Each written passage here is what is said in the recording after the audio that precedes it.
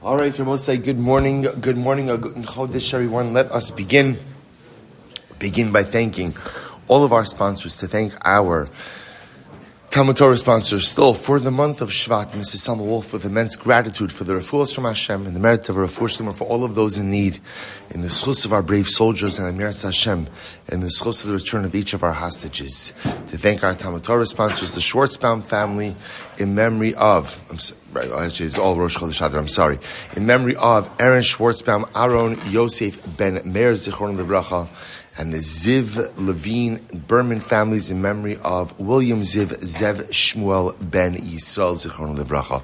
We thank our Daf Yomi sponsors, Gobbie Shayna Cohn, for dedicating the synchronization of the yard site of Shayna's father, Avi Strimber, Avram ben Kalman Eliezer Halevi, and Bernard and Varda Birnbaum, creation of the 70th yard site of their grandfather, Shlomo Langerman, Shlomo ben Eliyahu, and for the refuah of their brother, Shlomo ben Malka. We hope, and of course, we dedicate all of Maseches Bava Kamali, Ilui Nishmas, Master Sergeant Eliyahu Michal Harush, Hashem Yikom Damo. We hope that in the merit of our TALMUD TORAH, all of the Neshama Lavine aliyah, the families in Neshama, and all of those who need a refuah should have one together with Kol Chole Yisrael. But also with that, let us begin. A lot to do today, Meir Hashem, and not a lot of time. So we're picking up. Today's Daf Yomi test 99. We're picking up at the Mishnah. Tzadik Ches Amud Beis 98b. The Mishnah says as follows: Nasan le'umnin l'takin v'kilkolo. Interesting case. I give an object to a craftsman in order to fix it, right? Or takin can mean to fix. L'takin can also mean to improve. And what ends up happening? He ruins it. So what's the halacha? Chayav l'shalim. Ultimately, the craftsman is obligated to go ahead and pay. Nasan l'charash shidatik umigdal l'takin. I give to a carpenter a wagon, right? A wagon, a closet, a wagon, a basket, or a closet. The taking to go ahead and fix it. And what happens? Vikilko. And he messed it up. What's the halacha? Chayav l'shalim. Ultimately, again, he is obligated to go ahead and pay. V'abanoi shekibal alav listar. Now, what happens if you have like a builder, right, or a contractor who took upon himself to go ahead, listar sakosel, to go ahead and take down a wall? V'shiber ha'avanim. Now, here's what's interesting. Apparently, in wall deconstruction in Talmudic times, remember, a wall was made of stones. The idea is when you're taking down the wall, you still want to be able to salvage the stones. So you can use it to rebuild. So in this case over here, you're taking down the wall. It's such a beautiful metaphor that sometimes in life you have to deconstruct things, but there are still things even in the deconstruction which could be valuable ultimately for reconstruction. Incredible yesod in the way we look at ourselves as well. I have to deconstruct certain behaviors, deconstruct certain midos, but there are elements of me in those behaviors, in those midos that are positive, that could be used for good, and I have to keep those stones and use it for reconstruction. In any event, he's deconstructing the wall and ends up damaging stones. Chayav l'shalim. Ultimately, again, he's obligated to pay. Haya soser mitzad zev and nafal mitzad achad. This is an interesting case. What happens if the contractor was going ahead and deconstructing the wall on one end, and the wall fell down the other end? Right? The wall fell over. Then what's the halacha? Pater. Ultimately, again, he is pater. But ultimately, if it fell down as a result of the banging, then he's going to be chayiv. So we'll define the parameters of that case in the Gemara. Amar Ravasi, lo shana ela shnasan l'charash shida teva migdal l'na'is ben mesamer v'na'is ben mesamer v'shibron. So we'll say, let's go back to the Mishnah now. So remember again, the Mishnah begins with the principle. The principle is, if you give an object to an uman, to a craftsman, to go ahead and fix it, and ultimately, again, he ends up ruining it, he's chayiv. Okay, but we're going to see, at first glance, when you look at that line, you're like, okay, what is the Mishnah coming to teach me? We'll actually see the important lesson that is coming to be taught in that particular line. But now Ravasi is coming as well. So then the Mishnah gave the specific example of giving a shida teva o migdal, which literally means a carriage, a box, or a closet, right? You give it to a carpenter, like a craftsman, and he goes ahead and he breaks it, or v'kilkal, he ruins it, he's chayiv. So now comes along Ravasi. Ravasi defines the scope. He says, when do we say that the craftsman is chayiv? Lo shana ela shnasan l'charash shida teva u'migdal l'na'etz b'hayin mesamer v'na'etz b'hayin mesamer v'shibron. So we'll say, when is there liability? So an example of liability case would be as follows. I go ahead and I give the carpenter a kli, right? A finished product. I say, listen, here's what I need. I need a repair. I need you to put a nail in there, right? And what happens? He puts the nail in there, and what does he do? He breaks it. Right? He cracks it. That's when there's liability. Avo, nasan lahem eitzim lasos shila tevel migdal vaso and shila tevel migdal b'shibran pater. But watch this. But if I go to the craftsman, I give him wood. I say, listen, go ahead, take this wood and fashion a shida, teva, umigdal for me. And then what happens, Rabbi saying? And then b'shibran, and then in the course of making it, he breaks it. Then what's the halacha? Pater. Ultimately, again, he's pater. Now, say, now let's be clear. What does pater mean? What does pater mean? Pater means that he's obviously obligated to pay me back. But what is he obligated to pay me back? He's obligated to pay the value of wood, and not the broken wood, and not the value of a broken kli. I will say, obviously, again, those two values are incredibly different, right? He's obligated to pay me back the value of lumber, but not obligated to pay me back the kli. I will say, now why is that? My taima, and I will say, this is going to be the central part of our discussion for the next little bit. Ravasi's statement is my taima, uman kona b'shevach kli. I will say, what's the reason for it? Ultimately, again, an uman, a craftsman, goes ahead and acquires through improving the utensil. So we'll say, this is similar to the concept that we saw before, that when a person steals something, and then ultimately, again, there's a shinui, there's a change in it, the thief acquires the object. So Ravasi acquires this to a craftsman as well. I will say, essentially what Ravasi says is like this. In a general case, I go to a craftsman, I want him to make something for me. I want him to make a closet. So what do? I give him the wood. And now his job is to fashion the wood and to make the closet. Ravasi says the dynamic is like this. When you give him the wood and he makes the closet, essentially what happens is he acquires the closet. The closet becomes his. Uman kona b'shevach kli. He acquires the closet. When then he comes back to me with the finished product, he's selling his product back to me.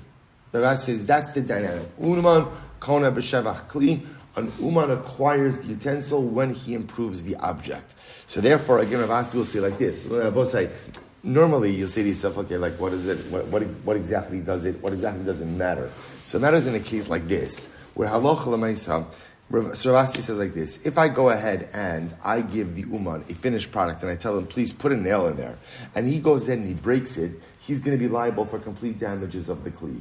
Conversely, if I give him wood and I say to him, make for me a kli, and he ends up breaking, right? He makes it and then he breaks it, he's not going to be chayiv the value of the kli.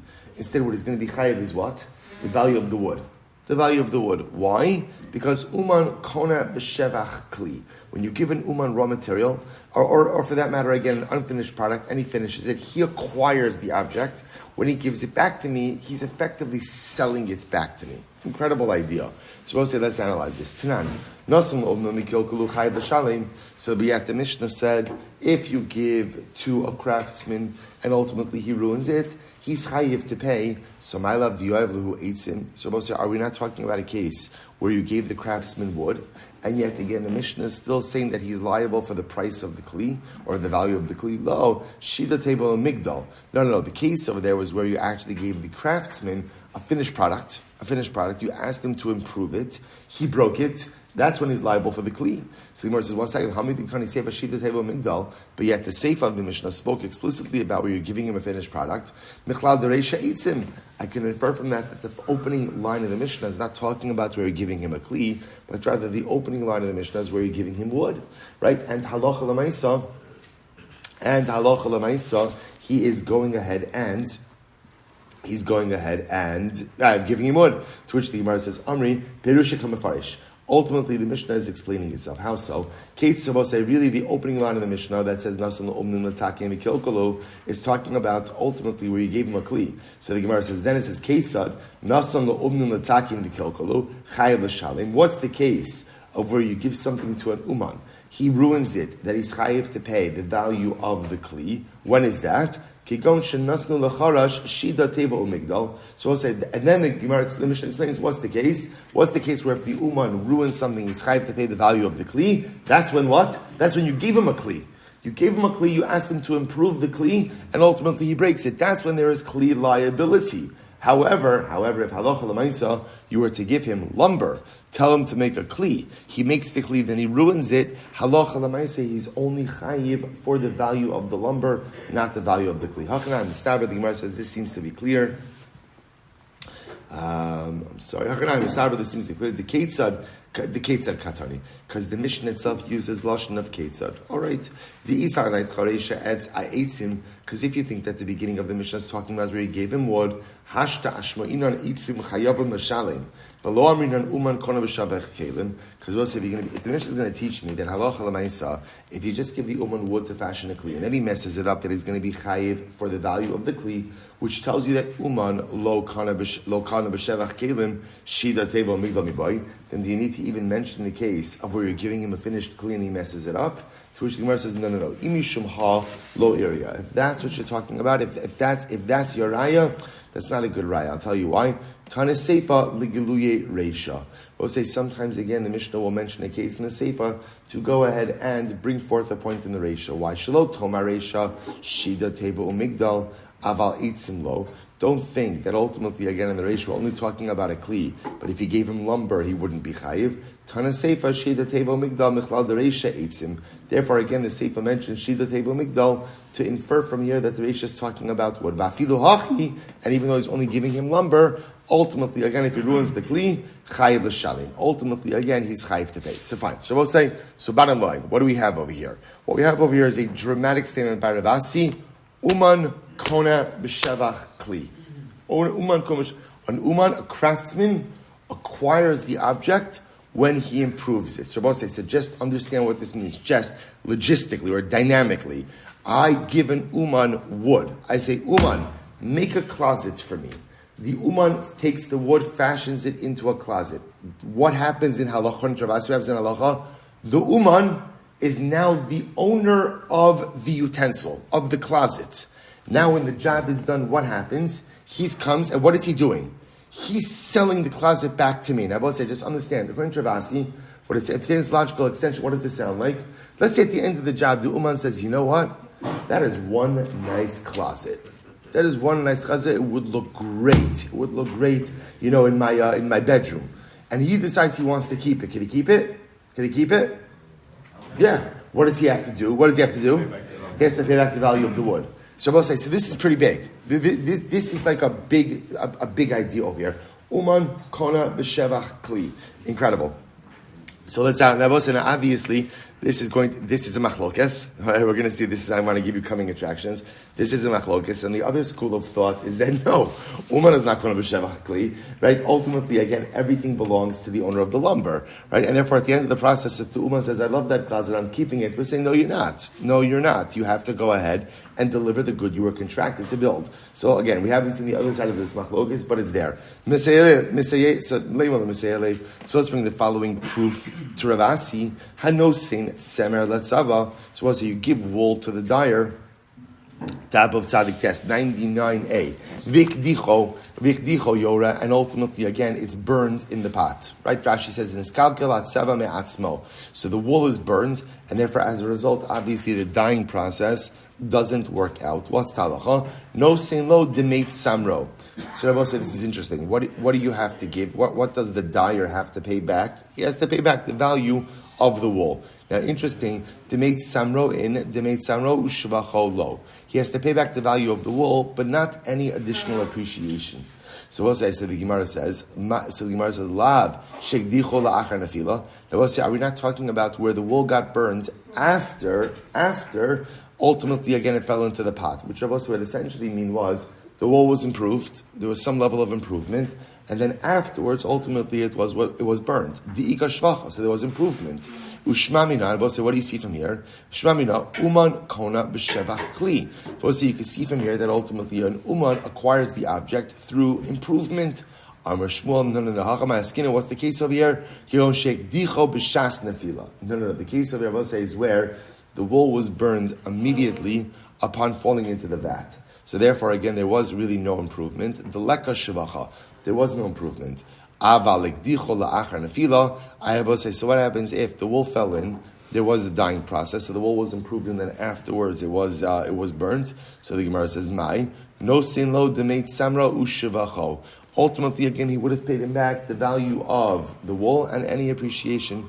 So lema Shmuel les leid Ravasi. So I'm going to say Shmuel does not hold the Ravasi. I'm going to say here it is. So maybe Shmuel holds that ein uman kona b'shevach kli, that a uman does not acquire an object ultimately again through improvement.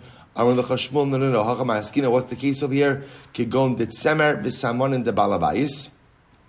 The case here also could be that ultimately we're talking about a case where the wool and the dye belonged to the balabas. Let's say Ruvain, right? Ruvain owns the wool and the dye, and he was going to shimon the dyer. V'tzava agar yadehu d'shaka. This was a case, we'll say, where to begin with, the tzara, the dyer, had just a defined wage for the activity. So we'll say, apparently, the normal case is where when you go to dye wool, right? Who owns the dye? Who owns the dye? The dyer. The dyer. But Shmuel is saying this is a different kind of case where ultimately, again, the dyer was being hired for a very specific, again, it was like not a rental is the wrong word, but there was a specific agency, a specific hire over here where he didn't own the dye. Okay, if that's the case, no sein lo demeit samra v'samonim mibayle. If that's the case, I'll say, then what? Then ultimately, again, then Shimon, the dyer, should be obligated to compensate Ruvain, ultimately, again, both for the value of the lost wool, as well as for what? The value of the lost dye. There should be liability for both of those things. Ella Shmuel dachuya kamat. Rather, again, I will say, let's not read too much into this. Shmuel was really just trying to deflect the proof to Ravasi. Okay, so Tashma.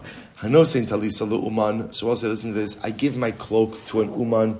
Gamro v'odio afilu mikan ba'adasayam ino over mishum bal talin lo talin. So I'll say, now listen to this case. Just switching gears for just a moment over here, right? I go ahead and I give my cloak, my talis, my cloak to Ruvain to fix it. Okay, Ruvain fixes it, and Ruvain tells me that halacha l'maisa, the job is finished. And what happens? I don't pick up the cloak. I will say, now there is a halacha that when someone performs a service for you, you are supposed to provide timely payment. Right? So let's say again over here, Ruvain told me the cloak was finished. I didn't pick it up. Right? There is a biblical prohibition of us, right, that if halacha l'maisa someone goes ahead and provides you with a service, do not delay payment. In this case over here, what the Gemara is trying to highlight is, even though the job is finished, because I didn't pick it up, ultimately, again, there is no chiv, there is no liability for delayed payment. Apparently, the clock for payment only begins when ultimately, again, the object is returned. Okay, so the Gemara says, now conversely, nasna lo b'chatzi hayom, kevan sheshak alav hachama over lo mishum bal talin. Let's say conversely, watch this. Let's say Ruvain Ruvain does the job. He gives me back the cloak Friday afternoon. Right? Well, it's Thursday afternoon. Let's say what happens as soon as Thursday night comes, I am in violation of bal talin. Right? In other words, we'll say the halacha is when someone provides a service for you, you are supposed to pay that day. Now, obviously, we'll say this doesn't take into account if people stipulate separately, right? In other words, if I'm contracting Ruvain for a service, and Ruvain says I have 30 days to pay, okay, so I have 30 days to pay. In the absence of a stipulation, the Torah says, pay for the service same day. And if you don't pay same day, you are in violation of the law of Bal Talin, of holding on to someone's wages. So watch this, I will say. So this is so fascinating. So I give my cloak to Ruvain. If right, he tells me on Monday that it's finished, I come and pick it up on Friday. So again, I'm not in violation of Bal Talin, right? But if he gives me back the cloak, he returns the object to me, and I don't pay that same day, let's say he gives it to me, Thursday afternoon. By Thursday night, I'm in violation of Bal Talin. Okay, now watch this. So the Gemara says, I don't understand. Am I over mishum bal talin? Ravasi, if you are correct, watch this. Ravasi, if you are correct, and uman kona b'shevach kli, which means what?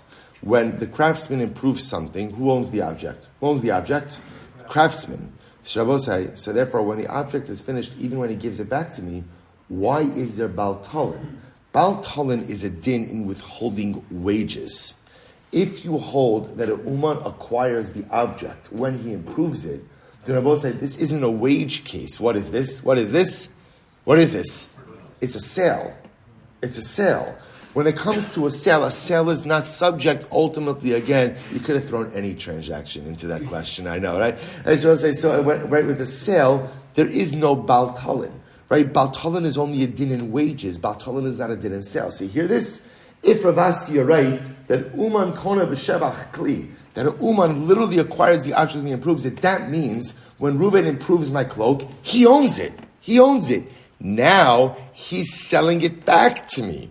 So again, if I delay payment in that, that's not baltalin. So what's going on over here? To which the Gemara says, Amra Mari Braid Rav Kahana.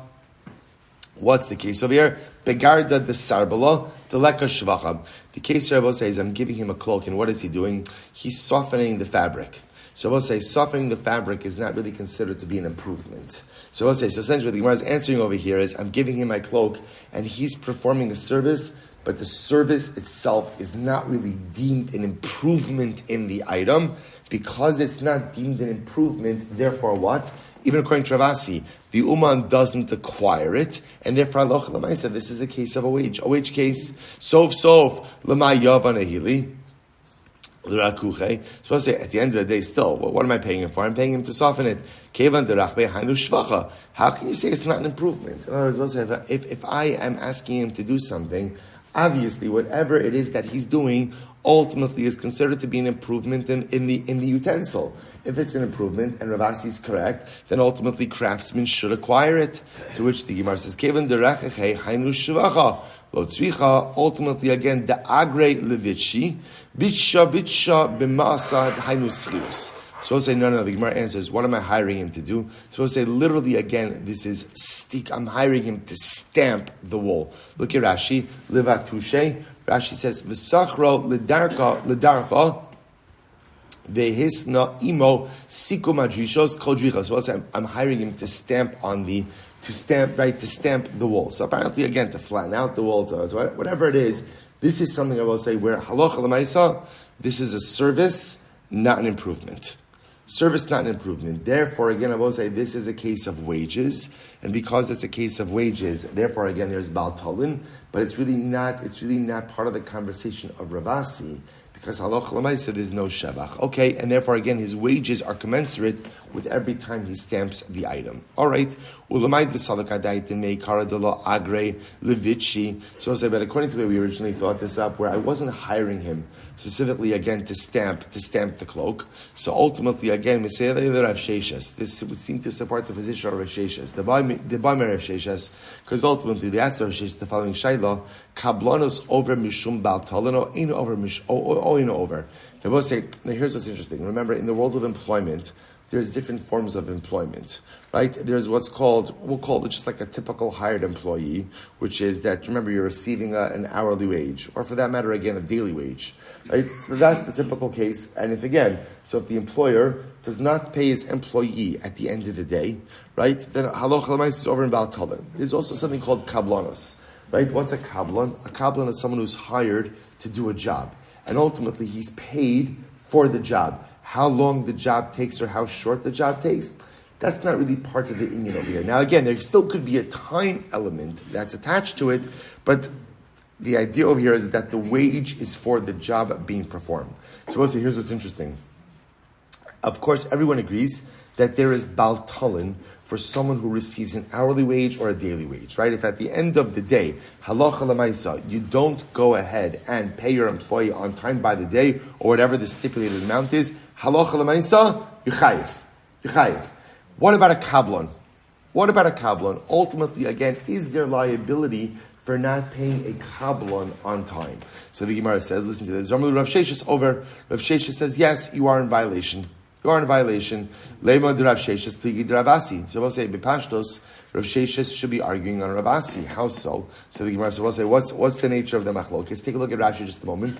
Leima pligi de Rav Sheshes de Ravasi. Midika Amar over. Both say, now since Rav Sheshes says, now both say, obviously, just to point out over here, in Ravasi's model, it's going to be, you're going to be not hard pressed, but it's more complicated to find the case of baltalin, right? So baltalin only happens in a case where a person is working on an object that he's not improving, right? But if halacha l'maisa, he improves the object, then what? Uman kona b'shevach kli. Ultimately, the craftsman acquires the object. He acquires the object, and he sells it back to the owner at the end of the process, which means that this is no longer a Baltalin situation. So now comes along Rav Sheshes. Rav Sheshes says that halacha l'maisa, you are in violation of Baltalin, even for a kabbalah. So the Gemara says, let's say that Rav Sheshes is arguing on Rav Asi. Now again, look at that Rashi. Midika Amar over, since Rav Sheshes holds that you're in violation of Baltalin even by a kabbalah, even by a contractor, so he says, Kasavra ein uman konu b'shevach kli. V'lo zvinininu, v'kevan de lo kani b'shivcha, heicha denasan lo itzim lasos men teva, v'asa mehen, v'asa v'shivra m'shalim teva. So we'll say, now watch this. A kabbalah is certainly a situation where what are you doing? Right? What's the typical case of a kabbalah? So this kabbalah could be, I give Ruvain wood. I say, Ruvain, make me a closet. That's a kabbalah case. They both say, Rav Sheshes holds that you're in violation of Baltalin for a kabbalah, which clearly indicates that what? That according to Rav Sheshes, a kabbalah does not acquire the kli. Kabbalah does not, remember again, just understand the relationship between those things. When are you in violation of Baltalin? When are you in violation of Baltalin? If you owe someone a wage. If you owe someone a wage, it means who is the owner of the finished product? Who's the owner of the finished product? Me, right? Me, the person who hired the worker. According to Rav Asi, if you owed Uman Kona B'Shevach Kli, then what happens over here is when the craftsman changes or improves the object, he acquires it. Which then means when his work is finished, what's happening over here is not a wage issue. It's not that I owe him wages. What is he doing? He's selling me back a utensil. Well, if he's selling back a utensil, then ultimately, again, this is no longer a wage issue. If it's no longer a wage issue, there's no Baltalin. So now coming full circle, the fact that Rav Sheshes just said that you are in violation for Baltalin even by a kabbalah, which means I go over to Reuben and say, Reuben, here's the wood. Make for me a utensil. Make for me a closet. Right? And now Reuven finishes it, and ultimately, I don't pay him. All right, Eliyahu, we can pay him. Sheshes says you're in violation of Baltalin. That says that one. Reuven does not own the closet. I own the closet, right? I just have to pay Reuven for his work. So obviously, again, the Gemara says Rav Sheshes is arguing on Rav Asi. So the Gemara says, Amar Shmuel Baracha, B'shlicha di'igarta. So what's the case here? We'll say, so it could very well, it's interesting. He puts out what kind of kablana, so we're talking about over here? Delivery of a letter. Interesting. So I'm hiring Reuven to go ahead and deliver a letter. Right? I'm giving him, here's the task. The task is not necessarily time-bound, but I will say, but obviously, there's no shevach, right? There's no improvement. So this could be a case of a kablonos, where what? Where halacha l'maisa, I could be in violation of Baltalin, and he's not necessarily arguing on Rav Asi. All right, very interesting. So the Gemara says there's no shevach. Fine. So let's say this whole thing is a machlokes tanoim. Again, this whole concept of uman kona b'shevach kli. Let's say this whole thing is a machlokes tanoim. How so? Aseli shiraim nizonu v'tabos v'akalish lecha. We're supposed to listen to this case. Listen to this case. Rachel comes over to Reuven, and Rachel says to Reuven, make for me jewelry. Make for me jewelry. And ultimately, again, I will become mikudeshes to you with the value of the jewelry, right? So let's say again, she tells him, make me a necklace. Make me a necklace, right? And ultimately, again, I'll become mikudeshes to you with the value of that necklace. Okay, so the Gemara says, Rashi says, Aseli shirin simidin misheli v'kadesh lecha b'schar pula sechas. So the case over here is Rachel is giving Reuven the gold. She's giving Reuven the gold. So she says, make for me the necklace, and I'll become mikudeshes to you. Now, what is she becoming mikudeshes to him with? What's the value of the kedushin? His work, right? So let's say his work is worth $100. So essentially, what she's saying is, I'll become mikudeshes to you with the $100 value of your work, right? I owe you money. I'm going to owe you money. You're going to forgive that debt, so to speak. And I'm going to go and become mikudeshes to you with the value of your money. Again, I want to be clear. Not the value of the necklace. Right? Why? Because she owns the gold, right? She owns the necklace. So I'll become mikudeshes to you with the value of your work. So what's the halacha? Kevan shasan mikudeshes Meir. So Meir says it works. Right? Halacha l'maaseh, it works. The Chum say, Eina Mikudeshes, Ad Shiagia Mamon Liyada. The Chum say, absolutely not. This doesn't work, right? They'll say, why doesn't this work? This doesn't work until money gets to her hand, right? So essentially what the Chum is saying is, she's not getting anything, right? Nothing tangible is being given to her, and therefore you cannot affect Kiddushin. So the Gemara says, what's going on over here? My mom, what does it mean when we say she's only Mikudeshes if money gets to her hand?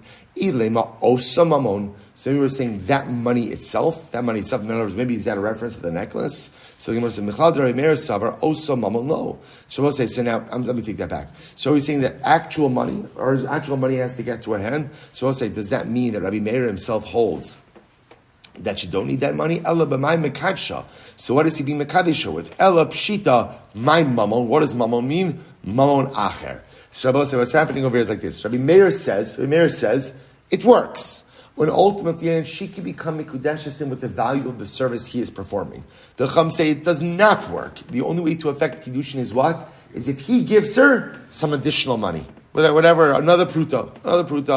The Savrua. So we'll say, now watch this. There's a lot being thrown at us today. This Savrua, the Gemara says, the truth is, the Savrua, the Kuli Alma, Yeshna l'schiros mitchila v'ad sof. So we'll say, now watch this. Okay, so there's a lot of stuff involved in this case. So we'll say, if you remember again, we had this machlokes before, of Yeshna l'schiros mitchila v'ad sof. Now we'll say, what does that mean? When you hire someone to do a job, how do we view their wage? Do we view it that their wage is accrued every step of the way? So let's say like this. So Rachel hires Reuven to go ahead and make a necklace for her. So how do we view that? So do we say, you know what? This hour Reuven earned, $25. And the next hour he earned another $25. That's yeshnu l'schiros mitchila v'atsof. The money is being accrued over the entire duration of the employment. Or do we say, Eina l'schiros ala l'basof? No. The money is not accrued over the entire time. Rather, again, what happens? There's a lump sum that's accrued at the end of the process. Rabbi say we're going to see the major nafkamina between that is how, if you hold yeshna l'schiros mitchila v'atsof, the Rabbi said the problem is, if he's going to be mekadesh her with the value of the service he's performing, that's the equivalent of being mekadesh her with a loan. Because we'll say essentially what ends up happening over here is every hour he works, she owes him money. Right? There's an outstanding debt that she owes him. And I will say, so watch this. So therefore, the Gemara also suggests as follows. A lot going on over here. So first of all, let's assume yeshlin l'schiros mitchila v'atsof. Then in an employment arrangement, the employee, the worker, accrues the money owed to him every step of the employment. So that's number one. With the kuli almo hamekadish b'milva eina mikudesh. As opposed to furthermore, everyone holds that you can't betroth a woman with a loan. Then I will say, what does that mean? Loan forgiveness does not work for Kiddushin. Right? So in other words, Reuven owes Rachel money, and she says to him, I forgive the debt. Ultimately, again, that's not called Kiddushin. Why? Because the way Chazal set up Kiddushin, ultimately, again, is that the woman has to receive something of tangible benefit. So, Mekadosh Minova, Eina Mekudeshes. I will say, now watch this. So, my love, so what are we arguing about over here? So, therefore, I will say, what's happening over here in this case, Rabbi Meir and the Chachamim? My love, Be'uman Kona B'Shevach Kli Kamiflagi. So, I will say, are they not arguing in Uman Kona B'Shevach Kli? Now, watch this. The Rabbi Meir suffer Uman Kona B'Shevach Kli. So, we'll say, watch this, it's very exciting. It's according to Rabbi Meir, when Rachel goes ahead and gives Reuven the gold to make the necklace, and Reuven makes the necklace, then what happens? We'll say, who owns the necklace? Who owns it? Reuven. And therefore, again, when Reuven gives it to her, we got Kiddushin over here, right? On the other hand, Rabbanan Savri, Ein Uman Kona B'Shevach Kli. We'll see, on the other hand, we can say that according to the Rabbanan, they hold, an Uman does not acquire with improvement. And therefore, I will say, the only thing that Reuven could possibly be Mekadesh Rachel with over here in this case is what? Loan forgiveness. And loan forgiveness is not an effective vehicle of Kiddushin. So the Gemara says, so we'll say, here it is. Machlokes Tanan, Rabbi Meir and the Rabbanan. So exciting. Tishmar says, no, sorry, lo, the Kuli Alma, in Uman Kom Shavakli. Both in reality, everyone will agree that a craftsman does not acquire ownership of the object when he improves it. So both say, right? So Reuven is not acquiring the necklace. So what's the machlokes over here? Elahacha B'yeshna l'schiras mitchila v'asof kamiflagi. So Rabbi say here there's a more realistic machlokes. Rabbi say Rachel gives Ruvain the gold to make into a necklace. Ruvain makes it into a necklace. Rabbi say so now. Let's say it's 1 day of work. So how do we view Ruvain's employment? Do we say that every hour Ruvain earns a certain amount of the wage? In which case, he can't be Makadisher with the value of his work. Why? Because halacha l'maisa, that's effectively being Makadisher with a loan. Right? Because she owes him money for every hour that goes by. So Rabbi Meir Savar ein l'schiras alabasof. Rabbi Meir holds that's not how it works. Rabbi Meir holds that halacha l'maisa. The way it works is you only owe him a lump sum at the end. But it's not called the milva, it's not called the halva. Right? And therefore, again, because it's not called the halva, it's not called the loan, therefore he can be mekadesher with that value. The Rabbanan hold no, ultimately, again, a wage is accrued over the duration of the service performed, and therefore, halacha l'maaseh is a loan, and you can't be mekadesh a woman with a loan. Okay? So, I say the other possibility is, other possibilities, everyone agrees that halacha l'maaseh, ultimately the wage of the worker is earned over the course of the that the wage is earned over the duration of the job being performed. Oh, maybe there's a more fundamental machlokes we're arguing about. Can you be mekadesh a woman with loan forgiveness, with debt forgiveness? The Meir says, yeah, that's value. That's value. Absolutely, you can. For Rabbanan Savri, Hamakadesh B'milva Eina Mekudesha. So Rabbanan hold that no, halacha l'maaseh, you cannot go ahead and be mekadesh a woman with debt forgiveness. We'll say Amud Beis. Rava says no. Tichuli Amma Yeshna l'schiras mitchila v'adsof. We'll say everyone agrees that halacha l'maaseh. We'll say you see, this is one of these very exciting gemaras because there are so many principles, right? I just want to point out the open principles now that are on the table. Number one, Uman Kona b'shavach kli. That's principle number one. Doesn't Uman acquire the object when he improves it? Number one. Number two, Yeshnu l'schiras mitchila v'adsof. How do employment arrangements work? Does the employee essentially accrue a wage every single hour? In which case, again, it's a loan. Or no, or no, there's only a lump sum at the end. Third open machlokes, the kaddish b'milva. Can you go ahead and betroth the woman with debt forgiveness, with loan forgiveness? We'll say all of those are open items right now. So Rava says, everyone agrees that halacha l'maaseh. We'll say in employment, the way it works is the employee acquires his wage along the employment. And therefore, again, I will say, ultimately, again, the employer owes him his money along the duration of the employment. Furthermore, everyone agrees that halacha l'maaseh, you cannot betroth the woman with loan forgiveness. With the kuli alma, ein uman kona b'shevach kli, and everyone agrees that an uman does not acquire the object when he improves it. Rather, what's the case over here? Oh, watch how exciting this is. I will say, what's the case? Rachel gave Ruvain gold to make a necklace. Ruvain makes sense. What does Ruvain do? Ruvain adds in a precious stone. He adds in a diamond. So I'll say, now watch this. Rabbi Meir Savar Milva Upruta. So I'll say, now watch this. Therefore, when Ruvain gives back the necklace, and he says, Hari'at mikudeshes li beneklis zu. So Rabbi will say, there's two things that he's being mekadesher with. What are the two things? Number one is debt forgiveness. I'm forgiving the money you owe me. And number two, what else? What else is in there? The stone. So we'll say now the shayla Rabbi Meir Savar milva upruta daita pruta. When a man is mekadesh woman with both a loan and a pruta, her das is on the pruta. So her das is on the diamond, right? Her das is not on the rest of the necklace. Rabbanan Savari milva upruta daita amilva. The Rabbanan say no. When you're mekadesh a woman both with a debt, right, loan forgiveness and a diamond, her das is on the loan forgiveness. Very interesting. There was obviously also we're talking about a case over here where Ruvain was not explicit with what instrument he's using for the kiddushin, right? He gives her back the necklace and he says, necklace zu. So now I might say again, there's two pieces over here. There's the loan forgiveness and ultimately there's the diamond. So what's the machlokes by Meir and the Rabbanan? What's her das on?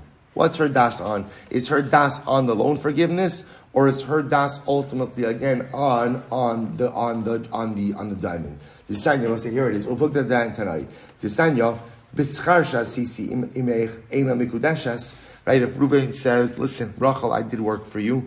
I'll become mikudeshes to you or become mikudeshes to me with the value of the work performed." So we'll say, "What's the halacha? Eina mikudeshes." So it's not mikudeshes because that's effectively what? That's effectively being mekadesh with what? With a loan. With a loan. B'schar she'eseimach. We'll say, what happens if he says, "Become mikudeshes to me with the work I will do for you," right? He plans on doing work for her. Halacha l'maisa again, he says, "Become mikudeshes with the work I will do." Ultimately, that works. Rabbi Nassan says, "B'schar she'aseh imach eina mikudeshes." The choshekin b'schar she'asis imach. Rabbi Nassan says no. Rabbi Nassan says he can't even mekadesh her with the value of the work he will do. Certainly can't be mekadesh with the value of the work he already did. Rabbi Huda Anasi Omer be'emes amru. Rabbi Huda Anasi said, in reality, they said, "Bein b'schar she'asis imach, bein b'schar she'aseh imach, eina mikudeshes." Rabbi Huda Anasi says like this. In reality, we'll say you can't be mekadesh with the value of work because either way it has the appearance too much of a loan situation. So whether it's work you did do or whether it's work you will do, v'im hosef la nofach mishalo mikudeshes. But if halacha l'maisa both said there's work to be done, right? Let's say, and the husband adds in, or Reuven adds in some additional piece of his own, then it works. Then it works. So both sides. So again, that would be the case of she gives him the gold to make the necklace. He makes the necklace. He adds in his own jewel right into that necklace. That works. That works, right? Why? Because we'll say the assumption in that case is what is he being mekadesh with? What is he being mekadesh with? The stone, and not ultimately the value of the work. I says the Gemara bein Tanakama Rabbi Nassan. So we'll say, what exactly is the difference between the Tanakama's position and Rabbi Nassan's position? Here we go. So we'll say, Igabenayu Schirus. Ultimately, we'll say the nafkamina would be the case of Schirus, where you hire someone.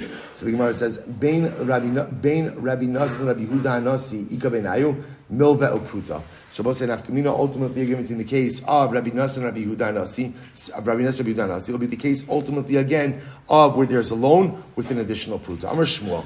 So we'll say Shmuel says as follows. So we'll say, we just want to point out our original machlokes is still open. It's still open, right?